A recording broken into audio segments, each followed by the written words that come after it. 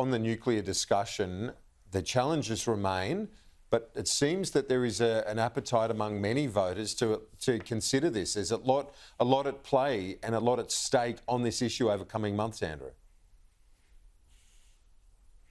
Look, I think Peter Dutton's nuclear plan is falling apart like a sloppy burrito. He's already had huge problems with the numbers that they have released, with heaps of holes and poor assumptions in those numbers. He's got Liberals, senior Liberals from across the states and territories running a million miles from his plan.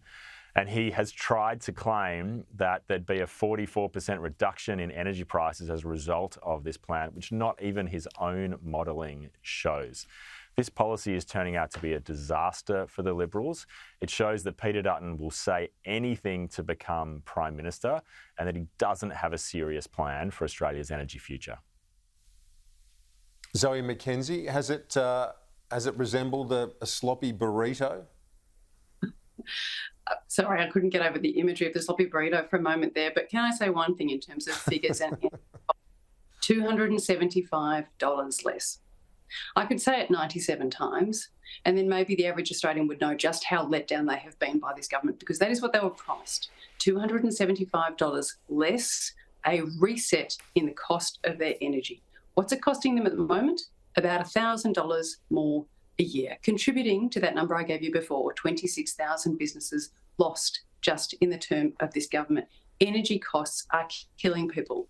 We have put forward a broad, all-inclusive plan, keeping renewables but equally investing in nuclear, like 50 other countries are looking at doing around the world, like 32 countries already have in place, to make sure that the lights are always on and our industry can keep doing what it does best.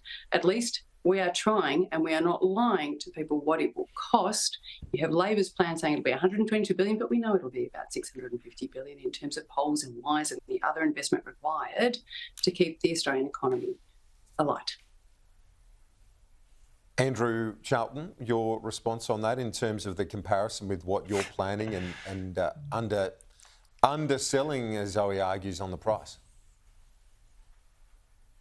Well, Zoe knows that the difference between the $122 billion and the $600 billion is not the reason that she described. It's not poles and wires. It's an accounting trick that Ted O'Brien pulled, where he took a number that was in net present value terms and inflated it to nominal terms. That is the difference between the $122 billion and the $600 billion. Zoe's a smart person. She knows that, and she shouldn't try and trick us to suggest that the difference is poles and wires. The truth is that the Liberals' plan doesn't add up, and they've produced a series of dodgy statistics to try and show what can't be true, which is that nuclear, which everyone knows is the most expensive form of energy, is somehow going to save Australians money.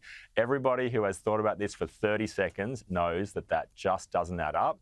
No amount of reports, no amount of dodgy statistics, no amount of Zoe saying it's true can make anybody believe it. Well, in 50 countries around the world looking at doubling their investment. Going from there. So 50 countries around the world are looking at investing more in nuclear. We've already got 30. It would be a sufficiency of power to last us 60 to 80 years.